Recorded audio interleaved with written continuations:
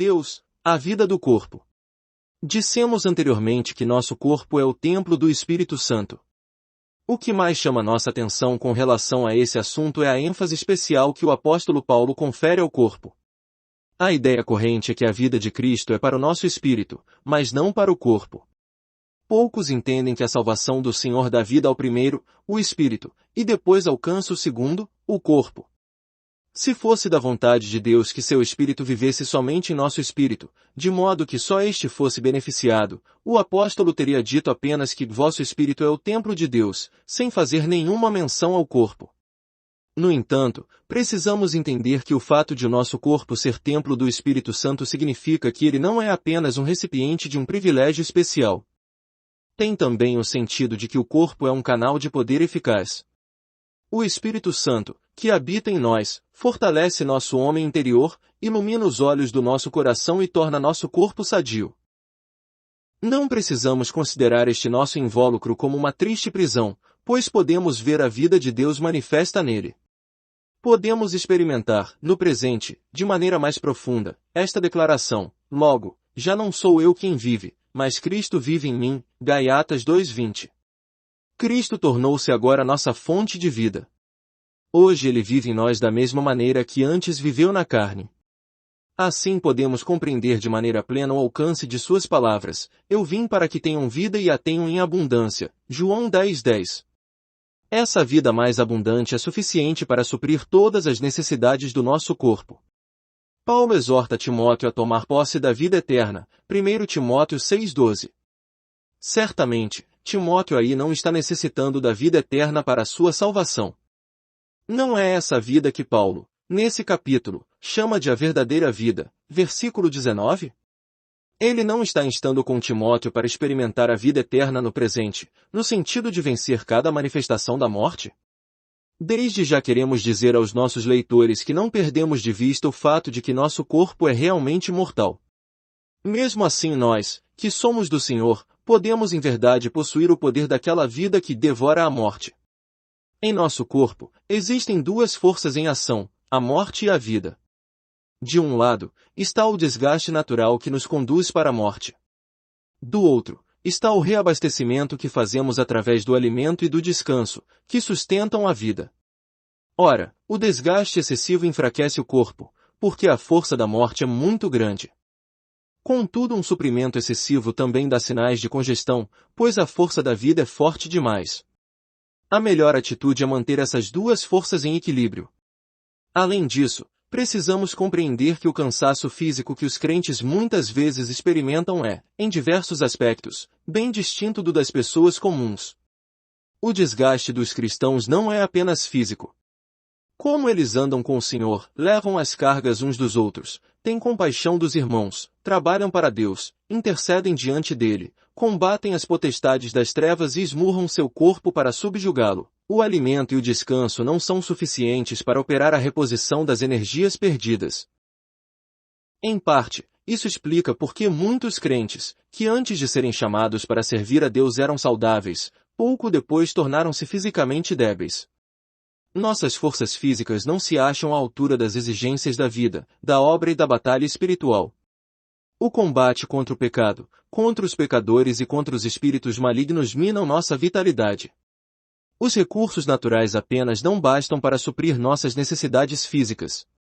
Precisamos depender da vida de Cristo, pois somente ela pode sustentar-nos. Se confiarmos no alimento material, na nutrição e nos remédios, estaremos cometendo um erro grave. Somente a vida do Senhor Jesus satisfaz mais do que suficientemente todas as necessidades físicas da nossa vida, do serviço cristão e da batalha espiritual. Só Ele nos concede a vitalidade necessária para atacarmos o pecado e Satanás. Assim que o crente entende o que é a batalha espiritual, e aprende a lutar em espírito com o inimigo, começa a reconhecer o grande valor do Senhor Jesus como vida para seu corpo. Todo crente precisa enxergar com clareza que está unido com o Senhor. Ele é a videira, e nós, os ramos. Assim como os ramos estão unidos ao tronco, assim também estamos unidos com o Senhor. Unidos ao tronco, os ramos recebem o fluxo da vida da planta. Nossa união com o Senhor produz os mesmos resultados. Entretanto, se acharmos que essa união se limita ao Espírito, a fé se levantará para protestar. Como Deus nos chama para mostrar ao mundo a realidade da nossa união com Cristo, Ele quer que creamos nesses fatos e recebamos o fluxo de sua vida para o nosso espírito, alma e corpo. Se nossa comunhão for cortada, nosso espírito certamente perderá a paz, e o corpo não terá saúde. Se permanecermos em Cristo, a vida dele estará continuamente enchendo nosso espírito e fluindo para o nosso corpo. Se não participarmos da vida do Senhor Jesus, não poderemos receber cura nem saúde. Deus deseja que seus filhos hoje experimentem uma união mais profunda com o Senhor Jesus. Devemos reconhecer, então, que os fenômenos que ocorrem em nosso corpo são de natureza espiritual. A cura divina e o aumento de nossas forças são experiências espirituais, e não apenas físicas, embora aconteçam no corpo. Na verdade, tais experiências são a manifestação da vida do Senhor Jesus em nosso corpo mortal. Primeiro, a vida do Senhor ressuscitou o nosso espírito que estava morto. Agora ela vivifica nosso corpo mortal. Deus quer que deixemos a vida ressurreta, gloriosa e vitoriosa de Cristo manifestar-se em cada parte do nosso ser. Ele nos conclama a renovar nosso vigor por intermédio de Cristo, diariamente e a cada hora. Isso é que é a verdadeira vida. Nosso corpo ainda está animado pela vida da alma natural. Apesar disso, já não vivemos por ela. Isso se dá porque confiamos na vida do Filho de Deus, que infunde energia em nossos membros de forma muito mais abundante do que a alma poderia comunicar. Damos grande ênfase a essa vida. Em todas as nossas experiências espirituais, essa vida misteriosa, mas maravilhosa, entra em nós abundantemente. Deus quer que a vida de Cristo venha a ser nossa força. A palavra de Deus é a vida do nosso corpo. Não só de pão viverá o homem, mas de toda palavra que procede da boca de Deus. Mateus 4:4. Isso prova que a palavra de Deus é capaz de sustentar nosso corpo. Falando naturalmente, o homem vive de pão, mas quando a palavra de Deus emite seu poder, podemos viver por ela também.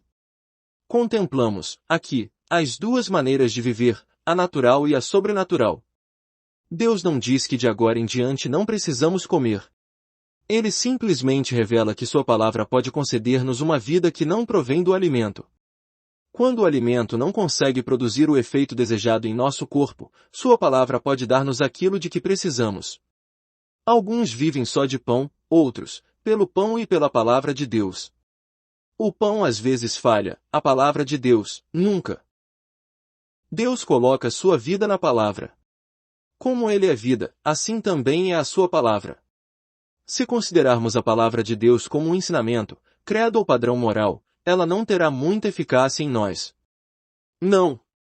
Temos de digerir a palavra de Deus, para que se incorpore ao nosso ser da mesma forma que o alimento.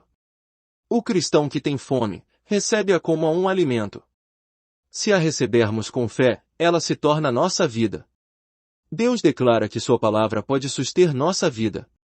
Quando não temos o alimento natural, podemos crer no que Deus diz acerca de sua palavra.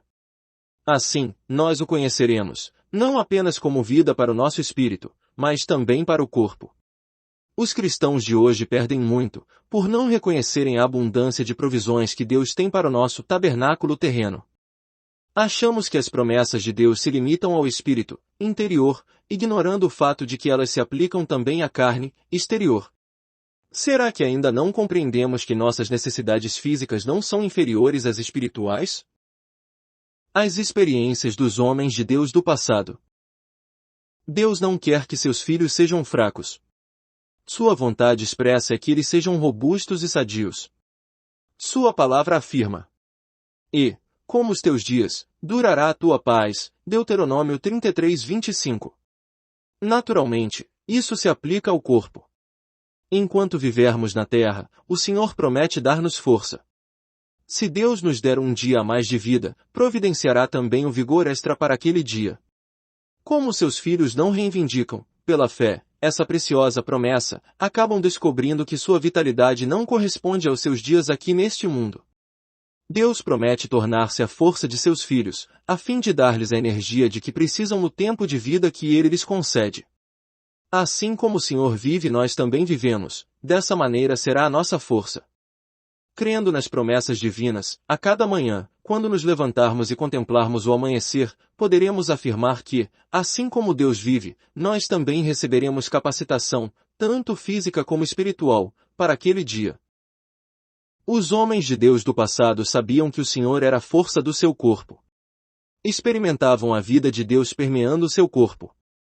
O primeiro em quem vemos isso é Abraão, e, sem enfraquecer na fé, embora levasse em conta o seu próprio corpo amortecido, sendo já de 100 anos, e a idade avançada de Sara, Romanos 4,19. Pela fé, ele gerou Isaque. O poder de Deus manifestou-se num corpo quase morto. O ponto crucial da questão aqui não é tanto a condição do nosso corpo, mas sim o poder de Deus operando nele. Dizem as Escrituras que Moisés tinha a idade de 120 anos quando morreu, não se lhe escureceram os olhos, nem se lhe abateu o vigor, Deuteronômio 34:7. Sem sombra de dúvida, a Bíblia está falando aqui sobre o poder da vida de Deus no corpo de Moisés. A Bíblia menciona também a condição física de Calebe. Depois que os israelitas entraram em Cana, Calebe testemunhou. Então, Moisés, naquele dia, jurou, dizendo: certamente, a terra em que puseste o pé será tua e de teus filhos, em herança perpetuamente, pois perseveraste em seguir o Senhor, meu Deus. Eis, agora, o Senhor me conservou em vida, como prometeu, 45 anos há desde que o Senhor falou esta palavra a Moisés, andando Israel ainda no deserto, e, já agora, sou de 85 anos. Estou forte ainda hoje como no dia em que Moisés me enviou. Qual era a minha força naquele dia, tal ainda agora para o combate, tanto para sair a ele como para voltar. Josué 14:9-11. Conforme Deus havia prometido, tornou-se a força desse homem que o seguiu com inteireza de coração. Desse modo, mesmo passados 45 anos, seu vigor não diminuiu. Lendo o livro de Juízes, tomamos conhecimento das proezas físicas de Sansão. É verdade que ele cometeu muitos atos imorais, e que o Espírito Santo não pode comunicar força tão descomunal a todo crente. Contudo, um fato é certo: se confiarmos no Espírito Santo, veremos que ele, com seu poder, supre todas as nossas necessidades diárias. Pelos cânticos de Davi, registrados no livro de Salmos, podemos verificar que o poder de Deus estava em seu corpo. Observemos as seguintes passagens. Eu te amo, ó Senhor, força minha. O Deus que me revestiu de força e aperfeiçoou o meu caminho, ele deu a meus pés a ligeireza das corças e me firmou nas minhas alturas. Ele adestrou as minhas mãos para o combate, de sorte que os meus braços vergaram um arco de bronze. Capítulo 18, versículo 1:32-34. O Senhor é a fortaleza da minha vida, a quem temerei? Capítulo 27, versículo 1. O Senhor dá força ao seu povo. Capítulo 29, versículo 11. Reúne, ó Deus, a tua força, força divina que usaste a nosso favor, o Deus de Israel, ele dá força e poder ao povo. Capítulo 68, versículo 28 e 35. Quem farta de bens a tua velhice, de sorte que a tua mocidade se renova como a da águia. Capítulo 103, versículo 5. Existem outros salmos que também revelam que Deus se tornou força para seu próprio povo. Alguns desses são: ainda que a minha carne e o meu coração desfaleçam, Deus é a fortaleza do meu coração e a minha herança para sempre. Capítulo 73, versículo 26. Bem-aventurado o homem cuja força está em ti. Capítulo 84, 5. Saciá-lo-ei com longevidade e lhe mostrarei a minha salvação. Capítulo 91, 16. Eliú falou a Jó sobre a disciplina de Deus e seus resultados. Seu leito é castigado com dores, com incessante contenda nos seus ossos, de modo que a sua vida abomina o pão, e a sua alma, a comida apetecível. A sua carne, que se via, agora desaparece, e os seus ossos, que não se viam, agora se descobrem. A sua alma se vai chegando à cova, e a sua vida, aos portadores da morte. Se com ele houver um anjo intercessor, um dos milhares, para declarar ao homem o que lhe convém, então, Deus terá misericórdia dele e dirá ao anjo: redime-o, para que não deixe a cova, achei resgate. Sua carne se robustecerá com o vigor da sua infância, e ele tornará aos dias da sua juventude. Jó 33, 19-25. Vemos aí como a vida de Deus pode manifestar-se em alguém que está às portas da morte. O profeta Isaías também dá testemunho a esse respeito. Eis que Deus é a minha salvação, confiarei e não temerei, porque o Senhor Deus é a minha força e o meu cântico, ele se tornou a minha salvação. Isaías 12, 2. Faz forte ao cansado e multiplica as forças ao que não tem nenhum vigor. Os jovens se cansam e se fatigam, e os moços de exaustos caem, mas os que esperam no Senhor renovam as suas forças, sobem com asas como águias, correm e não se cansam, caminham e não se fatigam. Isaías 40, 29-31. Todo esse vigor se manifesta no nosso corpo, pois o poder de Deus é gerado naqueles que nele esperam.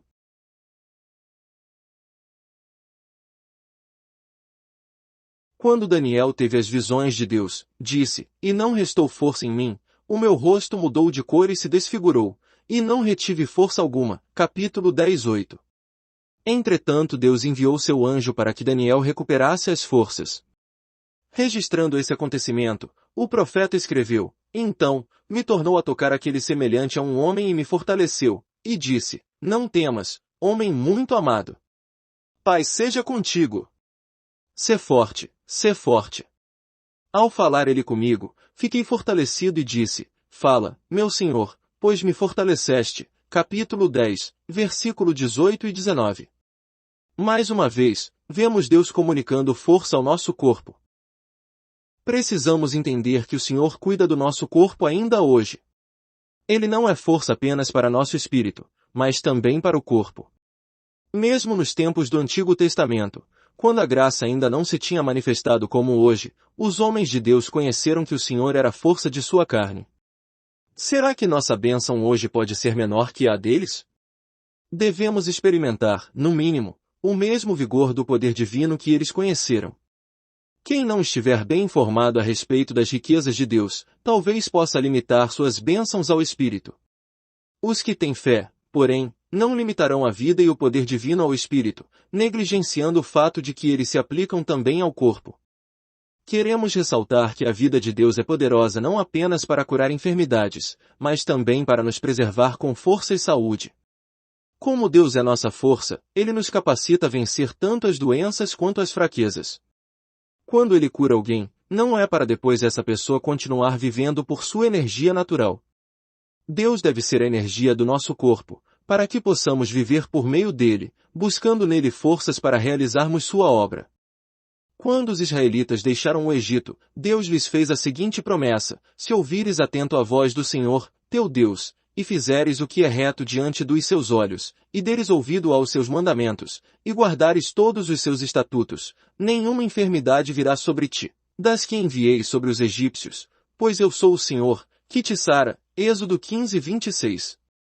Mais tarde, no Salmo 105, encontramos essa promessa totalmente cumprida. Diz ali, e entre as suas tribos não havia um só inválido, versículo 37. Portanto precisamos entender que a cura divina compreende a cura das enfermidades e também sua prevenção, para que possamos permanecer vigorosos. Se nos entregarmos totalmente a Deus, não resistindo em nada à sua vontade, e recebendo pela fé sua vida e seu poder para nosso corpo, também nós provaremos a realidade da cura divina. A experiência de Paulo.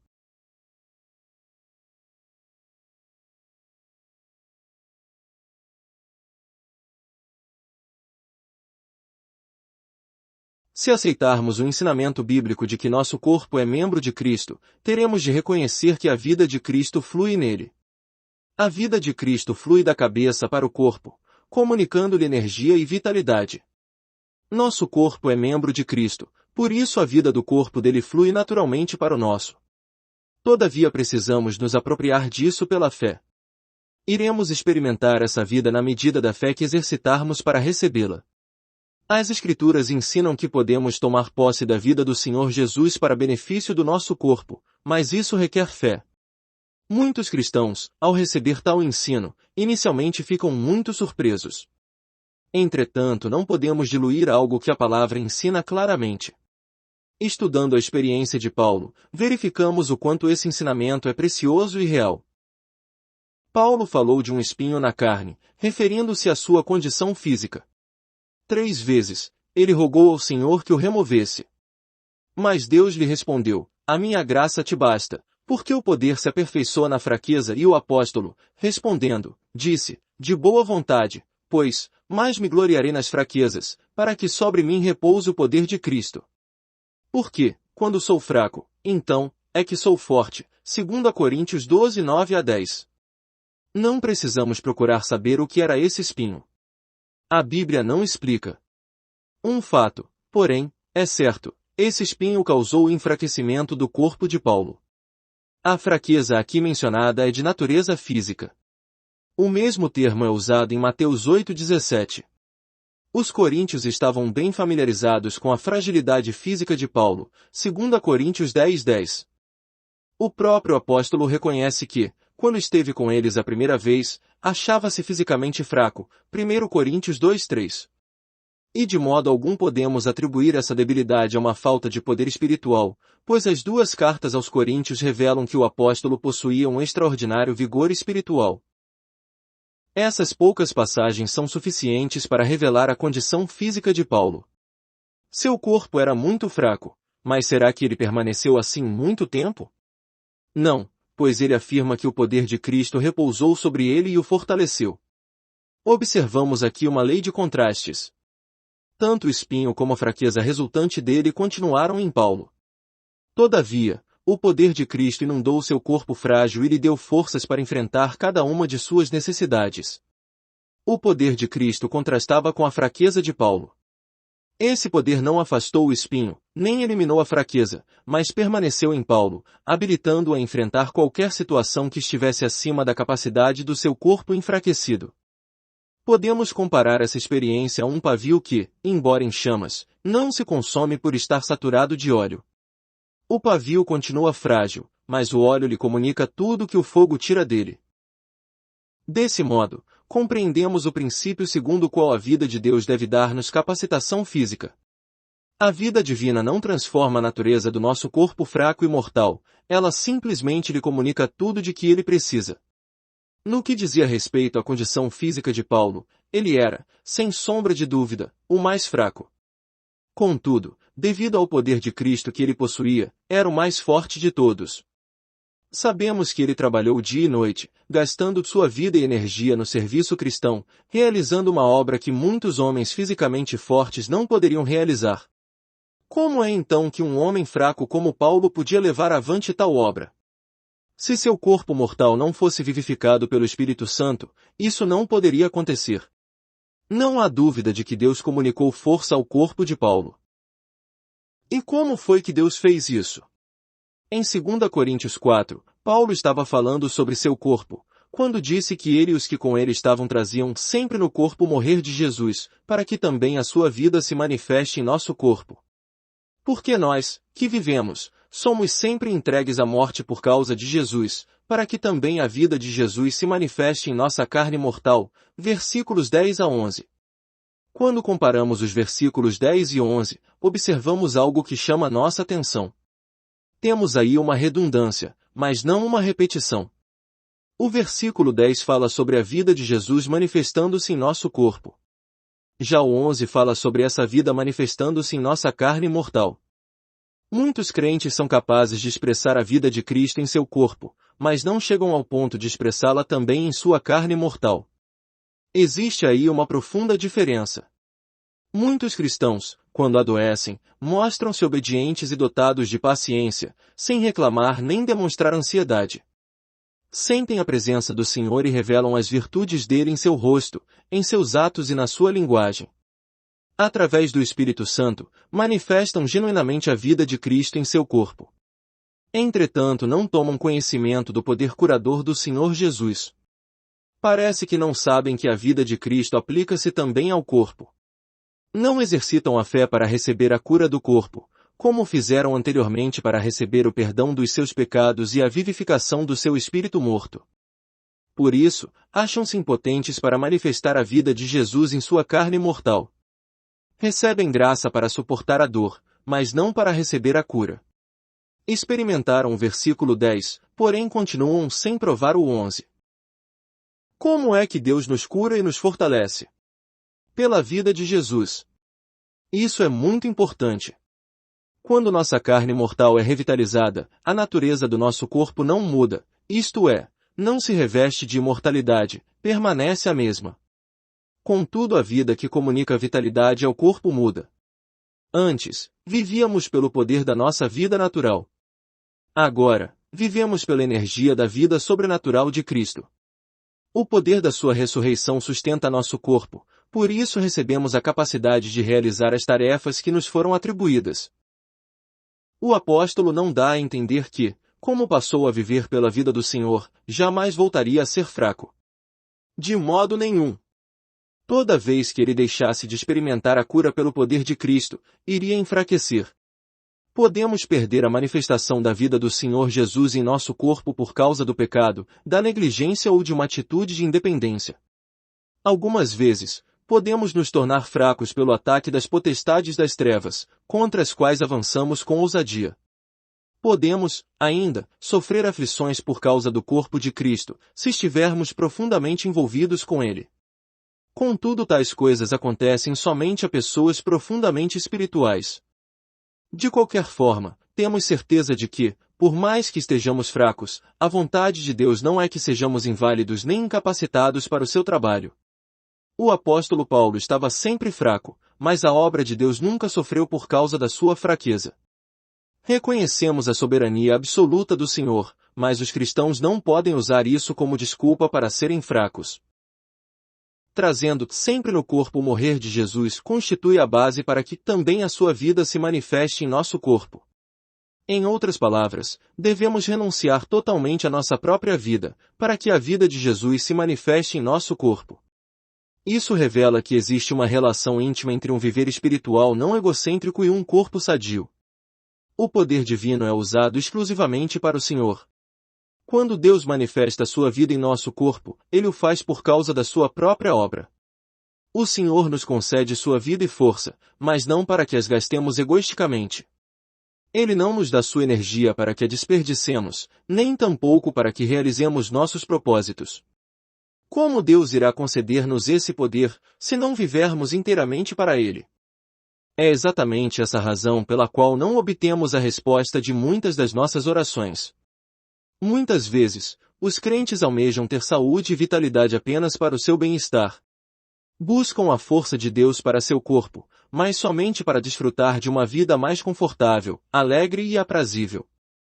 Desejam a capacitação para se moverem livremente, sem qualquer impedimento. É por isso que ainda estão fracos. Deus não vai nos conceder sua vida para que a usemos segundo nossos próprios desejos. A realidade é que assim viveríamos ainda mais para nós mesmos, com um prejuízo maior para a vontade de Deus. O Senhor espera hoje que seus filhos renunciem ao seu eu, para depois conceder-lhes o que estão buscando. Que é que significa a expressão o morrer de Jesus? É a vida do Senhor que está sempre entregando o seu eu à morte. O viver do nosso Senhor sempre foi caracterizado pela autonegação. O Senhor Jesus, durante toda a sua vida, e até a sua morte, não fez nada por si mesmo, apenas realizou a obra do seu Pai. Agora o apóstolo ensina que, assim que ele permitiu essa operação do morrer de Jesus em seu corpo, a vida de Cristo também se manifestou em sua carne mortal. Será que estamos aptos a receber esse ensinamento? Deus está agora esperando aqueles que estão dispostos a aceitar o morrer de Jesus, para que ele possa viver no corpo deles. Quem hoje está disposto a seguir inteiramente a vontade de Deus? E a deixar de viver segundo o seu próprio entendimento? Quem se dispõe a atacar corajosa e incessantemente as potestades das trevas por amor ao Senhor? Quem se recusa a usar o próprio corpo como meio de alcançar o sucesso? A vida do Senhor Jesus vai se manifestar no corpo dos cristãos que responderem afirmativamente a essas perguntas. Se assumirmos essa morte, Deus se encarregará do resto. Se lhe oferecermos nossa fraqueza, ele nos dará sua força. O poder natural e o poder de Jesus.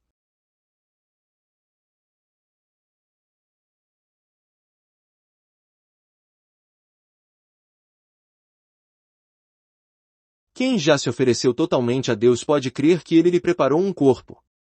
Sempre imaginamos como seria bom se pudéssemos decidir a respeito do modo como fomos feitos. Nosso maior desejo é que nosso corpo não tivesse tantos problemas inatos, mas que possuísse maior resistência, para que pudéssemos viver mais tempo, sem dor e sem doença. Contudo, Deus não nos consultou a respeito disso. Ele sabe melhor do que nós o que devemos ter. Também não devemos julgar nossos antepassados pelas faltas e pecados que eles cometeram. Nem devemos duvidar do amor e da sabedoria de Deus. Tudo o que concerne a nós foi determinado antes da fundação do mundo. Deus realiza sua boa vontade mesmo neste nosso corpo de dor e morte. E o propósito dele não é que abandonemos este corpo, como se ele fosse uma carga pesada. Pelo contrário, ele nos aconselha a tomar posse de um novo corpo, através do Espírito Santo que em nós habita. Seja qual for o corpo que Deus nos tenha dado, o certo é que ele possui limitações e perigos, dos quais o Senhor tem plena ciência. Através das experiências dolorosas, porém, ele quer que venhamos a desejar um novo corpo, para que não mais vivamos pelo poder natural que possuímos, mas pelo poder de Deus. Assim podemos trocar nossa fraqueza pela força divina. Embora nosso corpo não tenha sido ainda transformado, a vida pela qual ele vive já é uma nova vida. O Senhor tem prazer em encher do seu poder cada nervo, cada vaso capilar e cada célula do nosso corpo. Ele não transforma nossa natureza debilitada numa natureza vigorosa. Tampouco nos dispensa uma grande quantidade de força para que a estoquemos. Ele quer ser vida para nossa carne mortal, a fim de que vivamos por meio dele cada momento de nossa vida. Talvez alguns pensem que ter o Senhor Jesus como a vida do nosso corpo signifique que Deus nos concede poder físico em abundância, de modo que não venhamos jamais a sofrer nem a ficar doentes. Contudo, não foi essa, evidentemente, a experiência do apóstolo, pois ele declara de modo categórico que nós, que vivemos, somos sempre entregues à morte por causa de Jesus, para que também a vida de Jesus se manifeste em nossa carne mortal. O corpo de Paulo era habitualmente fraco, mas a força do Senhor Jesus fluía para ele de maneira contínua. Ele vivia a cada instante pela vida do Senhor. Aceitá-lo como a vida do nosso corpo exige um permanente exercício de confiança. Por nós mesmos, não podemos enfrentar situação nenhuma, em tempo nenhum. Entretanto, confiando permanentemente no Senhor, recebemos a cada momento toda a força de que precisamos. É esse o sentido do que Deus diz através de Jeremias: a ti, porém, eu te darei a tua vida como despojo, em todo lugar para onde fores. Capítulo 45, versículo 5. Não devemos nos considerar salvos e seguros por causa da nossa própria força. Pelo contrário, temos de entregar todo o nosso fôlego à vida do Senhor. Só assim encontraremos segurança, porque somente Ele vive para sempre. Não possuímos nenhuma reserva de poder que nos capacite a nos mover segundo nossa própria vontade. A cada momento estamos precisando da força que vem do Senhor. O que recebemos num determinado momento é bom para essa ocasião. Não existe a possibilidade de guardarmos um pouquinho para depois. Assim é a vida completamente unida ao Senhor, que vive na dependência exclusiva dele. Eu vivo pelo Pai, também quem de mim se alimenta por mim viverá. João 6,57. É exatamente nisso que reside o segredo dessa vida. Se pudéssemos viver sem a vida que o Senhor nos concede, renegaríamos esse espírito de dependência total e viveríamos segundo nossa própria vontade. Desse modo, estaríamos agindo conforme as pessoas do mundo, e desperdiçando nossas forças. Deus quer que a nossa confiança nele e nosso senso de dependência dele sejam constantes. Da mesma maneira que o povo de Israel tinha de colher o maná diariamente, nosso corpo também deve viver por meio da força de Deus a cada momento. Vivendo assim, não estaremos limitando nossa obra, pois não a estaremos realizando em nossa própria força. Tampouco jamais ficaremos ansiosos por causa do corpo. Como essa é a vontade de Deus, devemos encher-nos de coragem e viver dessa maneira, mesmo que a sabedoria humana ache isso arriscado. O Senhor é a nossa força, e estamos apenas esperando que Ele nos envie. Em nós mesmos não temos poder para realizar nenhuma tarefa. Todavia nossos olhos estão voltados para o Senhor. Em nós mesmos, achamo-nos totalmente incapazes. Contudo, através dele, sairemos e venceremos. Quantos de nós nos consideramos por demais poderosos em nós mesmos? Não aprendemos a não confiar em nossa força, para passarmos a confiar nele. A força do Senhor se aperfeiçoa em nossa fraqueza. Quanto mais reconhecermos que somos incapazes, mais o seu poder se manifestará. Nossa própria força jamais pode cooperar com o Senhor. Se tentarmos empregar nossas forças para reforçar a dele, nada colheremos, senão derrota e vergonha. O Senhor exige total confiança nele. Por isso, não devemos aplicar esse tipo de atitude apenas às nossas fraquezas naturais, mas também aos nossos pontos positivos. É claro que alguns cristãos estejam gozando de saúde e robustez física. Talvez estes estejam pensando que só precisam buscar essa experiência de dependência do Senhor quando estiverem fracos. Isso é um engano. O fato é que tanto aquele que naturalmente é fraco como o que é forte necessitam da vida de Deus. Ao Senhor não interessa nada que tenhamos recebido na velha criação. Se os crentes se dispusessem a receber toda a instrução do Senhor, abririam mão de sua própria força para aceitar a de Deus, mesmo que o corpo deles fosse forte e não aparentasse precisar da vida divina. Isso não significa fazer uma opção voluntária pela fraqueza. Pelo contrário, trata-se de descrer de nossa própria força, como descremos de nossos próprios talentos. Tal consagração nos livra de nos exaltarmos a nós mesmos, o que fazemos quando nosso serviço se baseia na energia natural, o que é um mal de muitos servos do Senhor. Atuando pela força de Deus, eles não terão coragem de ir além daquilo que Ele ordena. Já sem a força que vem do Senhor, eles vão agir como os fracos, não ousando dar nenhum passo sequer. Agirão como se fossem naturalmente fracos, isto é, evitarão trabalhar demais, e viver descuidadosamente. Nessa vida consagrada, é imperativo que o eu fique sob o controle do Espírito Santo, caso contrário, certamente seremos derrotados. Alguns crentes de fato admiram uma vida de autonegação, mas não conseguem desistir completamente de agir por suas próprias forças.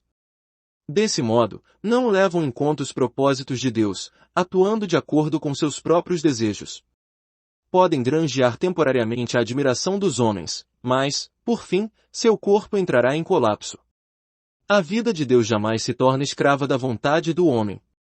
Uma obra, que não provenha da vontade divina, nunca terá a força do Senhor para sua realização. Se começarmos a agir fora dos propósitos de Deus, descobriremos que a vida divina irá nos faltar, e que nosso corpo frágil é que terá de realizar as tarefas. Para vivermos por meio do Senhor, não podemos agir com presunção. Só devemos começar a atuar depois que tivermos certeza de que realmente se trata da vontade de Deus. Somente através da obediência é que poderemos experimentar a vida de Deus operando por nós. Será que o Senhor nos daria de sua força sabendo que iríamos nos rebelar contra Ele? A bênção dessa vida. Se recebêssemos a vida do Senhor Jesus para ser a vida do nosso corpo, este experimentaria o fortalecimento do Senhor e nosso espírito teria a prosperidade que vem dele.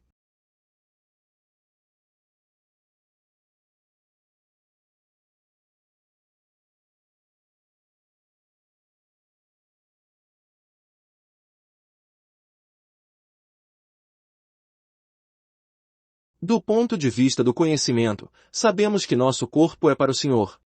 Todavia, por causa de nossa vontade própria, Deus não nos pode encher completamente. Agora, porém, nos entregamos totalmente ao Senhor, para que Ele possa nos tratar da maneira que bem desejar. Apresentamos nosso corpo como sacrifício vivo. Por conseguinte, não controlamos mais nem nossa vida nem nosso futuro. Então entendemos realmente o que significa o fato de que o corpo é para o Senhor. Aquilo que antes nos preocupava já não pode nos abalar. O inimigo pode tentar-nos, dizendo que esse caminho é muito arriscado, ou que estamos nos descuidando de nós mesmos. Contudo, não ficamos tão atemorizados como antes. De uma coisa sabemos, pertencemos ao Senhor completamente. Portanto, nada pode acontecer em nossa vida sem o conhecimento e a permissão dele. Qualquer ataque que nos sobrevenha constitui apenas uma indicação de que ele tem um propósito especial para nós e de que sua proteção é infalível. Nosso corpo não nos pertence mais. Já entregamos a ele cada nervo, cada célula e cada órgão. Não somos mais senhores de nós mesmos, daí não termos mais nenhuma responsabilidade. Se o tempo mudar repentinamente, isso diz respeito somente a ele. Uma noite de insônia não nos deixa ansiosos. E ainda que Satanás nos ataque de forma inesperada, lembramo-nos de que a batalha é do Senhor, e não nossa. Agora a vida de Deus flui através do nosso corpo. Numa situação como essa, outros podem perder a paz, ficar desanimados e preocupados, e buscar uma solução humana para o problema. Nós, porém, exercitamos fé e vivemos por meio da vida de Deus. Sabemos que daqui por diante não vivemos mais pelo alimento, pelo sono, nem pelo que bebemos ou por qualquer outra coisa que fazemos, mas sim pela vida de Deus. Nada disso pode nos causar dano. Sabendo que o Senhor é para o corpo, podemos agora apropriar-nos de todas as riquezas de Deus para suprimento de nossas necessidades. Sempre que houver uma necessidade urgente, haverá uma provisão. Por isso, nosso coração descansa. Não pedimos nada mais do que a provisão divina. Também não ficamos satisfeitos com nada menos do que o que Ele prometeu. Seja qual for a situação, recusamo-nos a usar nossa própria força para ajudar a Deus, tentando resolver os problemas antes da hora por Ele determinada. Enquanto os homens do mundo correm ansiosamente em busca de socorro para o seu sofrimento e dor, nós podemos esperar com serenidade a hora de Deus e suas riquezas, devido à união que temos com Ele. Não seguramos a vida em nossas próprias mãos, mas buscamos o cuidado do Pai. Isso é que é paz. Agindo assim, o crente está glorificando a Deus de diversas maneiras. Ele recebe tudo o que lhe sobrevenha como uma oportunidade de manifestar a glória do Senhor. Não usa seus próprios métodos, evitando assim interferir com a glória somente devida a Deus. E quando o Senhor estende o braço para livrá-lo, então ele está pronto para render louvores. O grande anseio desse filho já não é mais receber a bênção do Pai. O próprio Deus é muito mais precioso do que qualquer uma de suas dádivas. Se a cura não for uma manifestação da pessoa de Deus, então ele prefere não ser curado. Se desejarmos apenas a proteção e a provisão do Pai, se tão somente lhe clamarmos pedindo que nos livre da tentação, simplesmente cairemos. Essa realidade, Deus viver a nossa vida, não é um negócio. Aqueles que o conhecem genuinamente não imploram a cura, mas sempre buscam o Pai. Se estar bem de saúde implicar desviar-se e afastar-se da glória de Deus, então ele prefere não ser curado. Devemos nos lembrar continuamente disso. Sempre que desejamos os dons de Deus em vez do próprio Deus, começamos a falhar. Se vivermos inteiramente para o Senhor, não ficaremos ansiosos pela ajuda dele, nem pela sua bênção ou provisão. Pelo contrário, nós nos entregaremos incondicionalmente a Deus. Extraído do livro O Homem Espiritual. Vatmanei. Inscreva-se no canal Desfrutar é bem melhor.